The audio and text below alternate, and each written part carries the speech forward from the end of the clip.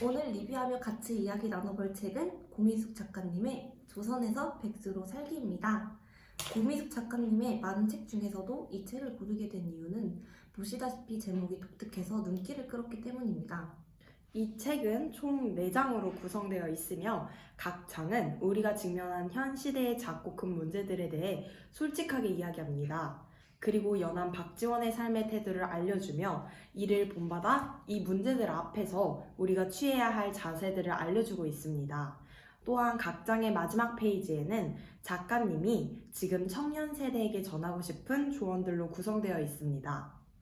1장에서 전하는 이야기는 4차 산업혁명 시대에 백수가 특별한 존재 조건이 아니며 노동으로부터 벗어난 인류가 접하는 자연스러운 현상이라는 것입니다. 작가는 부자면 다 행복하고 가난한 사람이라고 다 불행하지 않기에 스스로 자립하는 태도 자체가 청년의 우울감을 극복할 수 있다고 보았습니다. 또한 작가는 백수가 가져야 할 태도로 자립성을 중요시했습니다. 1장 마지막 페이지에서는 청년 과제로 스스로 삶의 매니저가 되라는 과제도 줍니다. 스스로 돈을 벌고 그 돈 안에서 어떻게 생활할지 계획하는 활동 그 자체가 정신과 신체를 건강하게 한다는 깨달음을 얻었습니다. 스스로 인생에 대한 계획을 세워나가는 단계이자 지금 당장 잘 살기 위한 단계라는 생각이 들었습니다. 또 백수라는 우울감이 아닌 어떻게 자신의 삶을 만들어 나갈지 스스로 만들고 고민하는 과정 그 자체가 우울감을 탈피하는 방법이라는 생각이 들었습니다. 가장 인상 깊었던 부분은 불로소득에 대한 이야기였습니다. 비트코인을 시작으로 온갖 코인들이 사람들을 현혹하고 있는 시기이고 다들 착실하게 돈을 벌어서는 집도 못 산다고 대박을 노리고 있습니다. 하지만 이런 요즘의 청년들과 달리 돈이 그 자체로 흐름이고 인연임을 아는 연함은 한몫할 수 있는 조건이 주어졌음에도 자본에 욕심을 부리지 않았죠. 돈의 크기에만 집착하지 않고 자본에 잠식당하지 않는 삶이 정말 닮고 싶은 모습이라고 느꼈습니다. 2장에서는 친구로 맺어진 관계는 학문과 덕을 모두 닦는 행위라는 것을 전하고 있습니다. 관계는 화폐에 선행하는 것이라는 점, 연함이 말하는 우정은 세대, 성, 동물 등 제약을 두지 않는다는 점을 배울 수 있습니다. 특히 혈연으로 이어진 관계는 베이스 캠프 역할을 하고 독점적 배타적 관계로 맺어진 연인과의 관계는 강렬함을 선사하지만 우정으로 맺어진 관계는 그 자체로 삶이라는 메시지를 줍니다. 이에 따라 작가는 청년 과제로 우정의 기회를 연마하는 과제도 줍니다. 네, 저는 이 장에서 자의식에 대해서 다루는 파트가 가장 인상이 깊었는데요. 요즘 시대를 살면서 사실 화려한 인스타 속 모습으로 일상적인 자신과 다른 망상 속에 집어삼켜진 사람을 보는 것은 사실 어렵지 않습니다. 하지만 연함과 민홍의 에피소드처럼 친구와 소통하며 솔직하게 탐구하는 과정을 겪는다면 정말 이상적인 우정을 꾸려나갈 수 있을 것 같다고 느꼈습니다. 현재 제 친구들과도 이런 우정을 이어나가고 싶다고도 느껴졌네요.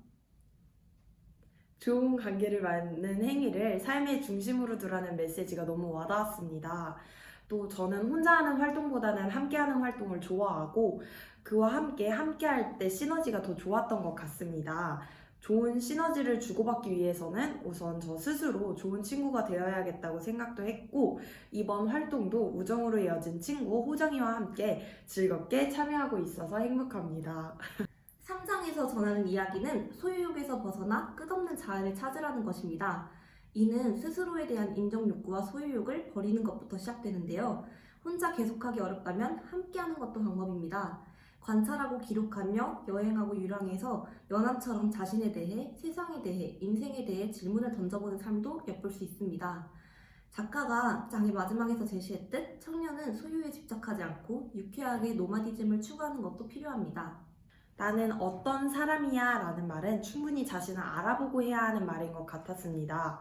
왜냐하면 이런 태도는 집에 혼자 있다고 깨닫는 것이 아닌 밖에 나와 다양한 활동과 체험을 통해 확립해 나가는 것이기 때문입니다. 그래서 더 깨달음을 알아가기 위해 경험을 많이 해봐야겠다고 생각했습니다. 이 장에서 가슴에 턱 박히는 문장이 있었습니다. 뷰가 좋다고? 그 뷰를 감상하는 시간이 얼마나 되는가? 그렇게 좋으면 밖으로 나와서 풍경 속으로 들어가라. 스스로 풍경이 되라. 남산이 한눈에 보이는 뷰를 소유하려 하지 말고 그냥 남산을 걸어라. 집은 베이스 캠프로 삼고 여행을 다니는 삶. 세계 곳곳을 보고 싶은 호모 트래블러와 같은 연암의 모습은 제가 꿈꾸는 삶과 많이 닮아 있다고 느꼈습니다. 소유하기보단 직접 보고 여행하는 삶을 살고 싶어졌어요.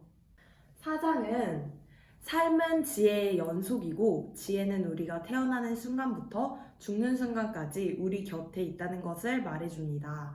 그래서 언제 어디서든 우리는 지혜의 길에 들어갈 수 있고 또 삶은 그 자체라는 것도요.